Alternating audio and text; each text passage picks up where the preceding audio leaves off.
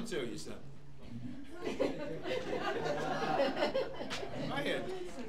I had two knee operations, 5 days apart, and I was called down to Annapolis, and I had two board members who were witness to this in the snow. And all I did was plead, give me a week so I could recover, because I could not afford to slip in the snow. I just needed time to recover.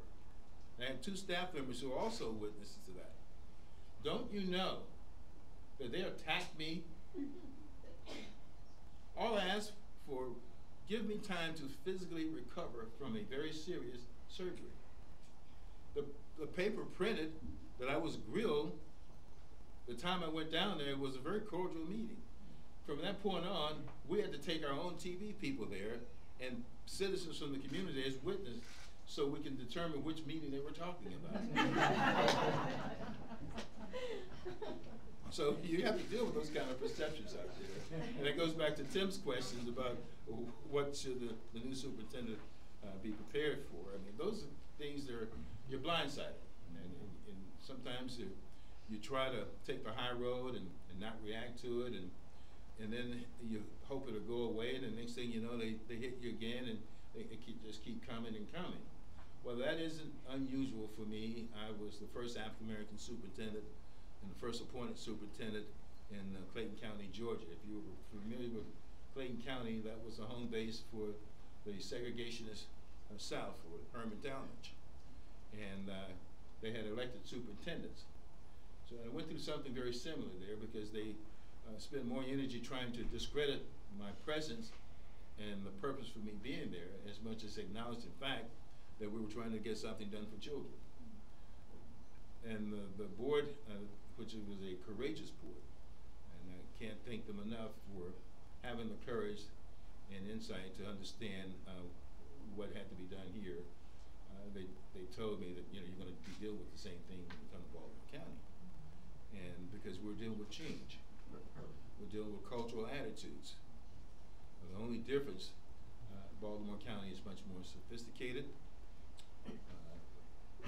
certainly more diverse. You had progressive citizens here, you had moderates, you had retrenched conservatives, and you had another element that we're still trying to define. But they all exist here.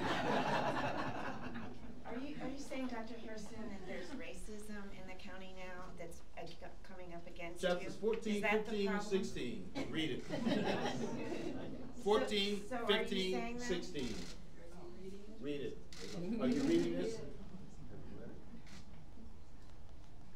So what do you say to those who have been they seem to have been kicking you on your way out the door as the big misinformation campaign going on a personal level? What do you say that, especially when it seems so personal, political, with racial undertones? Well, this is what I told the staff. I said, listen, guys, we've been successful as a school system for 12 years, and you've been a part of it. And I said, if all they can do is personally attack me as a person and not attack the work that you're doing and the work that our children have been able to accomplish, I said, I can deal with that. You continue to do the good job that we're doing with our kids. It's not about Joe Hairston. You have a superintendent who happens to be Joe Hairston, who had enough insight and vision to understand what was needed here for our children. I'll take the hits and the sacrifice if our kids are going to be successful. That was my investment. That was my commitment. Now, anyone who want to personalize that, they're the ones with issues, and I think you need to address it with them. I didn't create enemies. I mean, I didn't declare enemies out there. I don't write newspaper articles. I don't attack people. I simply do my job. Has the cabinet's administration seemed a little bit more personal than the Jim Smith administration? When I came here, I can't say enough about Dutch Ruppersberger. We were a team. Everywhere we went, we complimented each other. And it was important for the community to see that. It was important for the community to see that the county executive, who was responsible for government for the entire county, and the superintendent, who was responsible for education, for the entire county, we're on the same page. And I think that should be the case for all leadership. The public do not need to see leaders out there bickering in public with each other. It just makes no sense. It's poor modeling, first of all. How are you going to follow someone who's spending more energy out there backbiting and fighting and bickering? That's not leadership. Look what's happening at the federal level now. People do not feel good and comfortable about that. They don't even feel safe. But I'm proud of the fact that this school system is stable, because we've always modeled that type of harmony, even when things were tense. We always model our ability to manage conditions, to manage situations. Now, I have to tell you this. This conversation about the new normal evolves around mayors and local governments seizing opportunities to consolidate resources, and the economy is driving it to no end.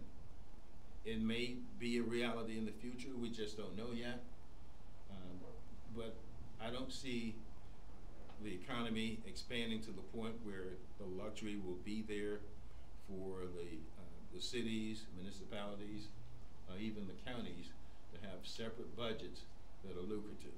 There must be some way for us to manage what we're doing in a more efficient way.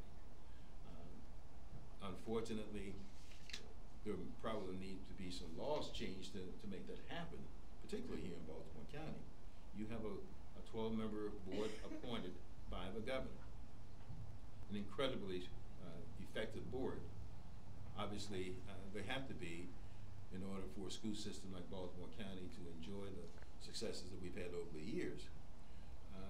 But to have that to come under control on the political side, and I've often made this comment to staff, and I'm not knocking anyone, when politics get involved in the day-to-day operation of school, bad things happen. When you can keep education as pure as it can, if possible, you stand the best chance to provide services and support for children and educators. But then when you cross that line and start mixing them, I think it becomes a very, very muddy arena for you. Education, particularly in American society, is the last part of our world that people hold to the highest ideal when it comes to perfection, which is why it's so emotional. People still look to schools to produce that generation to preserve world peace and contribute to the economy. People do not look for perfection or expect it out of politics anymore. There's no perfection even out of the clergy. There's no perfection out of the banking industry, and there's evidence to support that. There's no perfection out of any other entity out there in society with regards to what we expect other than schools, because they expect us to model what good human beings are supposed to be. They expect us to model for our children the best possible condition and behavior to contribute to the future. Now, when that erodes to the point where there's lack of confidence in education, it is over. And please quote this: to a large degree, education is driven by beliefs and values. And for 12 years, there was a community that believed strongly enough in what we were doing, and they valued it to the point where they were willing to support what we did for children. And because of that, look at the results we gained with our children. You lose that belief and value, everything else goes. There was a community for 12 years, and despite all the criticism of Joe Hairston, but they believed what Joe Hairston was doing was good for children.